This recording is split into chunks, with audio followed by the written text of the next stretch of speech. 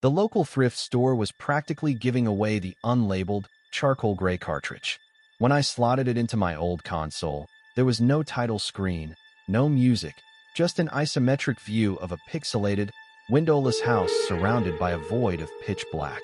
My character was a featureless white sprite that moved with an unsettlingly fluid, rotoscoped wobble. As I guided it through the empty rooms, the only sound was a wet, rhythmic thudding that grew louder with every step. There were no enemies, no items, and no clear objective, just an overwhelming sense of dread that made the air in my bedroom feel instantly freezing. By the second hour of wandering the endless corridors, the game began to change. The wet thudding stopped, replaced by a low, synthesized hum that vibrated through my controller. Then, the text boxes started appearing. They didn't contain dialogue from NPCs, but rather real-time descriptions of my actual room. The ceiling fan is spinning too fast, the blue text read. The window behind you is unlocked. I tried to pull the plug, but the screen stayed illuminated, casting a sickly green glow over my hands.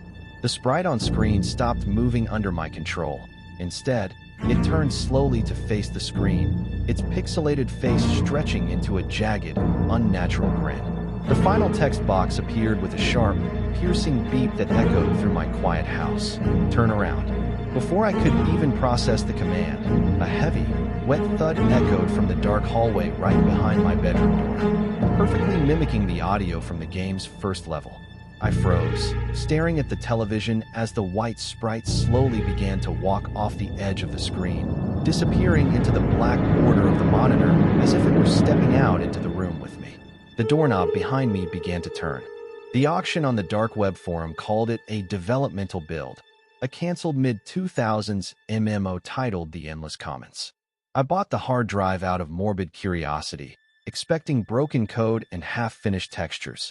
Instead, I found a pristine, sprawling fantasy world entirely populated by thousands of completely motionless players. There were no monsters to fight, no quests to accept, and no chat log. Every single avatar, from towering knights to elven mages, just stood frozen in place, staring blankly toward a massive, obsidian spire at the center of the world map. The eerie silence of the crowded servers was broken only by a soft, repeating static noise that sounded almost like thousands of people synchronized in a low, collective whisper. Curiosity turned to a sickening dread when I began inspecting the frozen players closer. Their usernames weren't normal gamer tags like Slayer99. They were full, real legal names, complete with what looked like dates of birth. Out of morbid fascination, I searched a few of the names online. Every single one belonged to a real person who had gone missing between 2004 and 2006. The exact window the game was reportedly in development. Panic seized me, but before I could yank the power cord from the wall, the massive obsidian spire at the center of the map began to crack open. The static whisper in my headset spiked into a deafening, agonizing shriek as every single frozen avatar on screen slowly turned their heads to look directly at my character's camera. A new text box flashed on the screen, a global server announcement that bypassed my audio settings and blasted a distorted voice through my speakers. New user connected. Commencing asset extraction. My mouse cursor vanished from my control, dragging my camera forward into a forced first-person perspective, locking my view onto the yawning black void inside the fractured spire. I tried to stand up from my desk, but a sudden, violent numbness washed over my limbs, starting from my fingertips on the keyboard and creeping up my arms.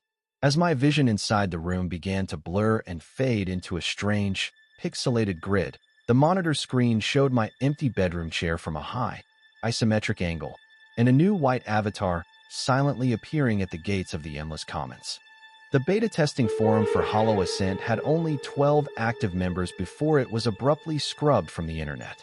I managed to download the build from a dead megalink posted by a user named Vapor_99, whose final comment simply read, "It doesn't stop rendering."